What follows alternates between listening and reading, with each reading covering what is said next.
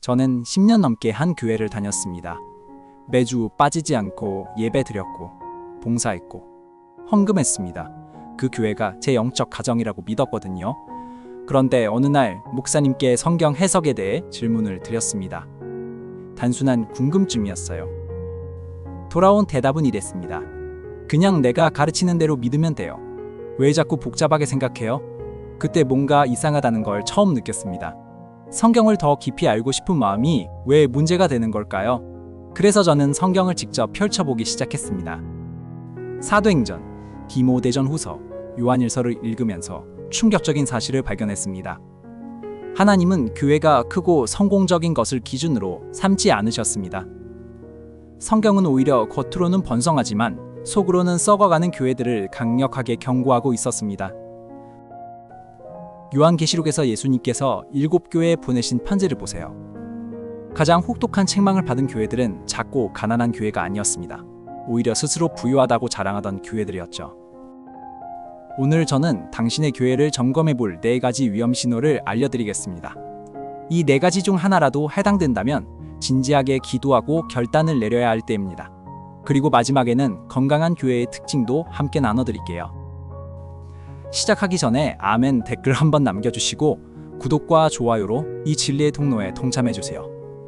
분별력을 구하는 여러분의 신앙에 하나님의 지혜가 더 풍성하게 임할 거예요. 첫 번째, 성경보다 목사의 권위를 강조하는 교회입니다. 사도행전 17장 11절에서 베레아 성도들에 대해 이렇게 기록합니다.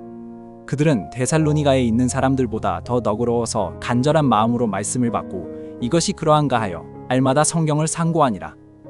여기서 주목할 점이 있습니다. 베레아 성도들은 바울의 말을 들었습니다. 바울이여, 바울. 예수님께 직접 부르심을 받은 사도, 신약 성경의 절반 가까이를 기록한 그 바울의 설교를 들으면서도 이것이 정말 그러한가 하며 성경으로 확인했습니다. 그리고 성경은 이들을 더 너그럽다고, 즉 더 고귀하다고 칭찬합니다. 그런데 오늘날 많은 교회에서는 어떤가요? 목사님 말씀에 질문하면 불신앙으로 취급받습니다. 목사님이 그렇게 말씀하셨으니까 그게 맞는 거야. 하나님의 종에게 대들면 안 돼. 이런 말들을 듣게 되죠. 저도 경험했습니다. 설교 중에 인용된 구절의 맥락이 궁금해서 여쭤봤을 뿐인데 제가 마치 권위에 도전하는 사람처럼 취급받았어요. 그때 깨달았습니다. 이건 성경적 권위가 아니라 인간적 통제라는 것을요. 베드로전서 5장 3절에서 베드로는 교회 지도자들에게 이렇게 경고합니다. 맡겨진 자들에게 주장하는 자세를 하지 말고 양 무리의 본이 되라. 진정한 영적 지도자는 자신의 권위를 내세우지 않습니다. 오히려 성도들이 직접 성경을 연구하도록 격려하고 질문을 환영하며 함께 진리를 탐구합니다. 만약 당신의 교회가 목사님 말씀이 곧 하나님 말씀이라는 분위기라면 그건 위험 신호입니다. 성경은 오직 하나님의 말씀만이 최종 권위라고 가르칩니다. 1위. 두 번째, 헌금 압박과 번영 복음을 가르치는 교회입니다. 말라기 3장 10절은 번영 복음을 가르치는 교회들이 가장 즐겨 인용하는 구절입니다. 만군의 여호와가 이르노라 너희의 온전한 11조를 창고에 들여 나의 집에 양식이 있게 하고 그것으로 나를 시험하여 내가 하늘 문을 열고 너희에게 복을 쌓을 곳이 없도록 붙지 아니하나 보라. 그런데 이 구절만 강조하고 바로 앞뒤 맥락은 이야기하지 않습니다. 말라기서는 타락한 제사장들과 백성들을 책망하는 내용입니다. 그리고 예수님께서는 마태복음 6장 24절에서 이렇게 말씀하셨습니다. 한 사람이 두 주인을 섬기지 못할 것이니 너희가 하나님과 재물을 겸하여 섬기지 못하느니라. 번영 복음의 핵심 메시지는 이렇습니다. 하나님께 드리면 물질적으로 돌려받는다. 믿음이 크면 부자가 된다. 가난한 것은 믿음이 부족한 증거다. 하지만 이건 복음이 아닙니다. 이건 거래입니다. 예수님의 12제자들 대부분은 가난하게 살다가 순교했습니다. 바울은 고린도후서 11장 27절에서 자신의 삶을 이렇게 묘사합니다.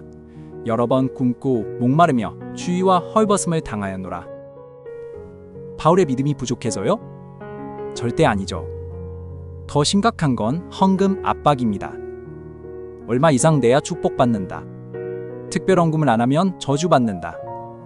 건축헌금에 참여해야 하나님 나라에 투자하는 것이다. 이런 말들은 성경 어디에도 없습니다. 고린도후서 9장 7절은 명확합니다. 각각 그 마음에 정한 대로 할 것이요 인색함으로나 억지로 하지 말지니 하나님은 즐겨내는 자를 사랑하시느니라. 억지로, 압박으로 드리는 헌금은 하나님께서 기뻐하시는 예배가 아닙니다. 당신의 교회가 헌금 액수로 신앙의 깊이를 측정하고 물질적 번영을 믿음의 결과로 가르친다면 그건 예수님의 복음이 아닙니다. 세 번째, 질문과 의문을 억압하는 교회입니다. 데살로니가 전서 5장 21절에서 바울은 이렇게 권면합니다. 범사에 헤아려 좋은 것을 취하고, 이 말씀은 무비판적으로 모든 것을 받아들이라는 게 아닙니다. 분별하라는 것입니다. 시험하고 검증하고 좋은 것만 붙잡으라는 것이죠. 그런데 많은 교회에서 질문하는 것 자체가 금기시됩니다. 의심하면 안 돼요. 믿음으로 받아들여야죠. 왜 자꾸 흔들려요? 이런 반응들이 돌아옵니다. 저는 이런 분위기에서 오랫동안 죄책감을 느꼈습니다. 성경을 읽다가 이해가 안 되는 부분이 있으면 질문하는 제 마음이 문제인 줄 알았어요. 그런데 시편을 읽으면서 깨달았습니다.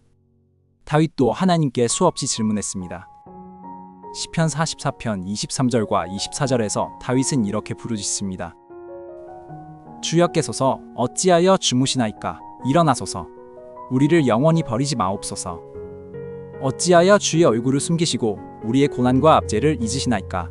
다윗은 하나님께 어찌하여? 라고 질문했습니다. 그리고 하나님은 그를 내 마음에 합한 자라고 부르셨습니다. 건강한 신앙은 질문을 통해 성장합니다. 의문이 생기면 성경을 파고들고 기도하고 탐구하면서 더 깊은 이해에 도달하는 것이죠. 질문을 억압하는 교회는 성도들의 영적 성장을 가로막는 것입니다. 만약 당신의 교회에서 질문했다가 문제야 취급을 받았다면, 영적으로 미성숙하다는 평가를 받았다면 그건 당신의 문제가 아닙니다. 그 교회의 문제입니다. 네 번째, 건강한 관계보다 프로그램 중심인 교회입니다. 사도행전 2장 42절부터 47절까지 초대교회의 모습이 기록되어 있습니다.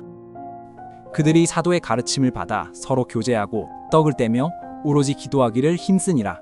날마다 마음을 같이하여 성전에 모이기를 힘쓰고 집에서 떡을 떼며 기쁨과 순전한 마음으로 음식을 먹고 하나님을 찬미하며 또 온 백성에게 칭송을 받으니. 초대교회의 핵심은 관계였습니다.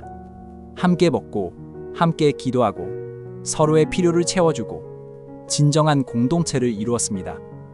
건물도 프로그램도 조직도 거의 없었습니다. 그런데 성령의 역사는 폭발적이었죠. 오늘날 많은 교회들은 어떤가요? 프로그램이 넘쳐납니다. 주일 예배, 수요 예배, 금요 기도회, 새벽 기도, 성경 공부, 구역 모임, 성교회, 청년부, 장년부, 각종 봉사팀. 일정표가 꽉 차 있습니다. 그런데 정작 서로를 깊이 알고 돌보는 관계는 없습니다. 저도 그랬습니다. 교회에서 바빴어요. 매주 여러 모임에 참석했고 봉사도 했습니다. 그런데 힘든 일이 생겼을 때 전화할 사람이 없었습니다. 교회에서 수년간 얼굴을 맞대고 있었지만 진짜 제 삶을 아는 사람은 없었던 거예요. 갈라디아서 6장 2절은 말합니다. 너희가 짐을 서로 지라, 그리하여 그리스도의 법을 성취하라. 교회는 서로의 짐을 나누는 곳이어야 합니다. 그런데 프로그램 중심 교회에서는 모든 에너지가 행사 운영에 쏠립니다. 이지 사람은 프로그램을 돌리는 부품이 되고 출석률과 헌금액이 성공의 지표가 됩니다. 만약 당신의 교회가 바쁘기만 하고 정작 깊은 관계는 없다면, 힘들 때 길에 공동체가 없다면 뭔가 잘못된 것입니다. 그렇다면 건강한 교회는 어떤 모습일까요? 디모데후서 3장 16절과 17절에서 바울은 이렇게 말합니다. 모든 성경은 하나님의 감동으로 된 것으로 교훈과 책망과 바르게 함과 의로 교육하기에 유익하니 이는 하나님의 사람으로 온전하게 하며 모든 선한 일을 행할 능력을 갖추게 하려 함이라. 건강한 교회의 첫 번째 특징은 성경이 중심에 있다는 것입니다. 목사의 의견이 아니라 하나님의 말씀이 최종 권위입니다. 성도들이 직접 성경을 읽고 연구하도록 격려하고 질문을 환영합니다. 두 번째는 은혜 중심의 헌금 문화입니다. 압박이 없습니다. 물질적 번영을 약속하지 않습니다. 각자 마음에 정한 대로 감사함으로 드립니다. 재정이 투명하게 운영되고 헌금의 사용처가 공개됩니다. 세 번째는 열린 대화입니다. 질문이 환영받습니다. 다른 의견도 존중받습니다. 목사님도 틀릴 수 있다는 것을 인정하고 함께 진리를 추구합니다. 비판이 아니라 건설적인 대화가 이루어집니다. 네 번째는 진정한 공동체입니다. 프로그램보다 사람이 중요합니다. 서로의 삶을 알고 기쁨과 슬픔을 나눕니다. 힘든 일이 생기면 달려와주는 형제자매가 있습니다. 출석률보다 영적 성장과 관계의 깊이를 추구합니다. 예수님께서 마태복음 18장 20절에서 말씀하셨습니다. 두세 사람이 내 이름으로 모인 곳에는 나도 그들 중에 있느니라. 크기가 중요한 게 아닙니다. 숫자가 중요한 게 아닙니다. 그리스도의 이름으로 진정하게 모이는 것, 그것이 교회의 본질입니다. 오늘 저는 4가지 위험 신호를 나눴습니다.